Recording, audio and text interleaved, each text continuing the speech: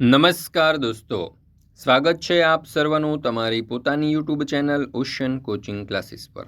મિત્રો, આવતીકાલે એટલે કે 7/10/2025ને મંગળવારના રોજ તમારું ગુજરાતી વિષયનું પ્રથમ સત્રાંત પરીક્ષાનું આ પ્રશ્નપત્ર કુલ 40 ગુણનું લેવાવાનું છે। તો આજે આપણે આ વિડીયોની અંદર આજે ગુજરાતી વિષયનું ધોરણ 4નું જે પ્રશ્નપત્ર છે તેના જે મોસ્ટ આઈએમપી પ્રશ્નપત્ર અને તેનું સોલ્યુશન છે તેનું સચોટ અને સંપૂર્ણ સોલ્યુશન આપણે આ વિડીયોમાં જોઈશું।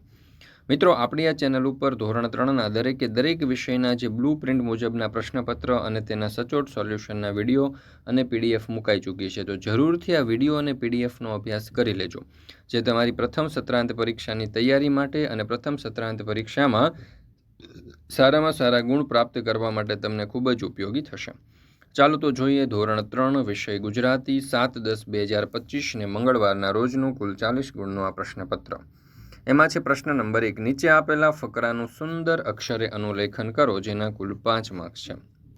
તો જુઓ, અહીંયા જે પેરેગ્રાફ આપણને આપેલો છે તે કોઈ પણ પ્રકારની ભૂલ વગર એકદમ સુંદર, સ્વચ્છ અને સુઘડ અક્ષરે આપણે લખવાનો છે। જો મેં તો એક પછી એક ફૂલ પર જવા ઉડાઉડ કર્યું, ફૂલ પર બેસીએ ત્યારે તો મલમલની ગાદી જેવું લાગે, ગાદી ઉપર બેઠા બેઠા મેં તો ધરાઈને જાત જાતના રસ પીધા, ધરાઈ ગયા પછી હું તડકો ખાવા બેઠું, તડકો વધ્યો એટલે મેં ગૂગલ્સ પહેરી લીધા, પવન ધીમો હતો, હું હિંચકે હિંચતો હોઉં એમ લાગતું હતું।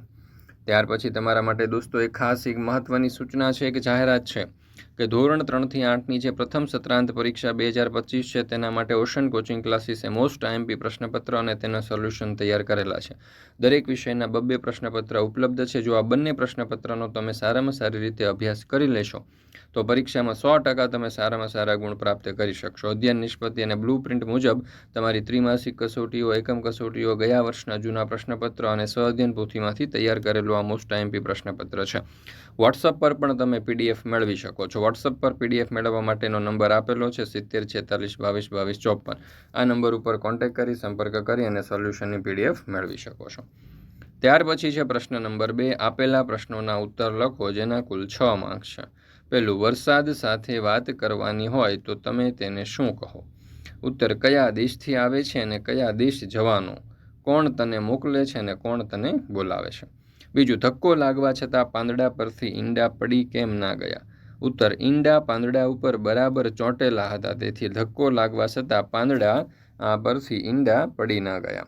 ચાંદાને તળાવમાંથી બહાર કાઢવા માટે મિકીએ કયો ઉપાય બતાવ્યો? તો ચાંદાને તળાવમાંથી બહાર કાઢવા માટે મિકીએ ઉપાય બતાવ્યો કે જગ્ગુ ઝાડની ડાળી પકડીને લટકશે, ચીંપુ તેની પૂંછડી પકડીને લટકશે, મોન્ટુ ચીંપુની પૂંછડી પકડીને લટકશે। ત્યાર પછી છે પ્રશ્ન નંબર 3, આપેલા ઉદાહરણ મુજબ યોગ્ય વિકલ્પ પસંદ કરીને લખો। પહેલું, અહીં કીડીનો સ્વભાવ કેવો છે? તો જવાબ આવશે વાતો કરવાનો। બીજું, હૂફ એટલે? તો અહીંયા જવાબ આવશે વિકલ્પ અ, ગરમાવો। બીજું, ટીકુ બહેન શાના શોખીન હતા? તો અહીંયા જવાબ આવશે વિકલ્પ ડ, વાંચનના। ત્રીજું, સુઘરીનું નામ શું છે? તો જવાબ આવશે ચટપટ। ચોથું, પક્ષીને શું ફરી મળી શકે છે? તો જવાબ આવશે પીચ્છા। ત્યાર પછી છે પ્રશ્ન નંબર 4, વાક્યો વાંચી તે મુજબ વાક્યને ચિત્ર સાથે જોડો, જેના કુલ 4 માર્ક છે।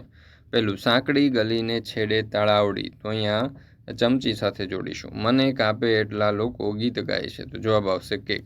સીટી એની ઘર ઘર વાગે, ખાવાનું એ ઝટઝટ બનાવે, તો જવાબ આવશે કુકર। 4 પગ હોવા છતાં ચાલી શકતું નથી, તો અહીંયા જવાબ આવશે ટેબલ। ત્યાર પછી છે પ્રશ્ન નંબર 5, આપેલા ઉદાહરણ મુજબ વાક્યમાં વિશેષણ ઉમેરી અને વાક્ય ફરીથી લખો। જો મારા ઘરે ગાય છે તો મારા ઘરે સફેદ ગાય છે, અહીંયા વિશેષણ આપણે સફેદ ઉમેર્યું। એવી રીતે પહેલું વાક્ય છે ઘરમાં ફ્રીજ છે, તો ઘરમાં જૂનું ફ્રીજ છે। બીજું, આકાશમાં પક્ષી ઉડે છે, તો આકાશમાં 3 પક્ષી ઉડે છે। આપેલા ઉદાહરણ મુજબ વાક્ય બનાવીને લખો, જેના કુલ 2 માર્ક છે। પહેલું, રિક્ષામાં 4 પૈડા હોય છે, તો રિક્ષામાં 3 પૈડા હોય છે। ત્યાં 4 ગાડી છે, તો ત્યાં 1 ગાડી છે। પ્રશ્ન નંબર 6, આપેલા કોષ્ટકમાંથી 3 પ્રાણીઓના નામ શોધીને લખો। અહીંયા તમે જોઈ શકો છો કે તમરું, કીડી અને અહીંયા આપણને આપેલું છે વંદો।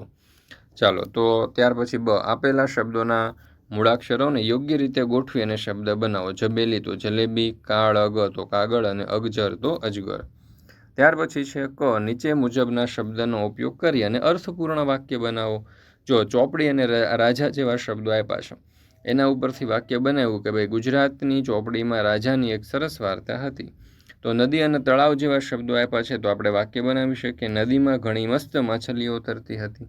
પંખી અને આંગણું, તો અહીંયા આપણે વાક્ય બનાવી શકીએ. ઘરના આંગણામાં પંખી ચણચણે છે. પ્રશ્ન નંબર 7, કૌંસમાં આપેલા શબ્દનો ઉપયોગ કરી ખાલી જગ્યા પૂરો, જેના કુલ 5 માર્ક્સ છે. એમાં પહેલું, કીડીને તણાતી જોઈ કબૂતરને દયા આવી. અહીંયા જવાબ આવશે દયા. દોડની સ્પર્ધામાં પ્રથમ નંબર આવતા હું ખાલી જગ્યા થયો, તો જવાબ આવશે ખુશ. બીજું, પંખીને માળામાં જોઈ હું ખાલી જગ્યા થઈ, તો જવાબ આવશે રાજી. ત્રીજું, આકાશમાં મેઘધનુષ જોઈ નિશા ખાલી જગ્યા પડી, તો જવાબ આવશે હસી. ચોથું, બગીચામાં સુંદર ફૂલો જોઈ બાળકો ખાલી જગ્યા થયા, તો જવાબ આવશે આનંદિત. પાંચમું, પતંગિયાને ઉડતું જોઈ હું ખાલી જગ્યા ગઈ, તો જવાબ આવશે હરખાઈ.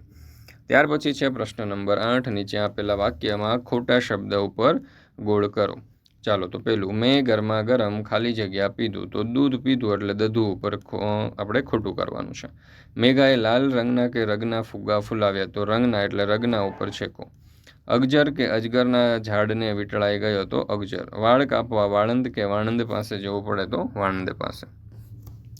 મિત્રો, અહીંયા આપણે ધોરણ 3નું ગુજરાતી વિષયનું પ્રથમ સત્રાંત પરીક્ષા 2025નું જે બ્લુ પ્રિન્ટ મુજબનું મોસ્ટ આઈએમપી પ્રશ્નપત્ર અને તેનું સોલ્યુશન છે તે આપણે અહીંયા પૂર્ણ કરીએ છીએ. મિત્રો, આ પ્રથમ સત્રાંત પરીક્ષાના ગણિત વિષયના પણ પ્રશ્નપત્ર અને તેના સોલ્યુશનની PDF આપણી ચેનલ ઉપર મુકાઈ ચૂકી છે. તો જરૂરથી દરેક વાલીઓ, વિદ્યાર્થીઓ અને શિક્ષક મિત્રોએ અવશ્ય આ પ્રશ્નપત્ર જે છે તેના સોલ્યુશન અને તેની PDF મેળવી અને તેનો અભ્યાસ કરી લેવો. પરીક્ષાની તૈયારી માટે દોસ્તો તમને ખૂબ એટલે ખૂબ જ ઉપયોગી થશે. દરેક વિદ્યાર્થીઓ અવશ્ય આ પ્રશ્નપત્ર અને તેની PDF મેળવી લેજો.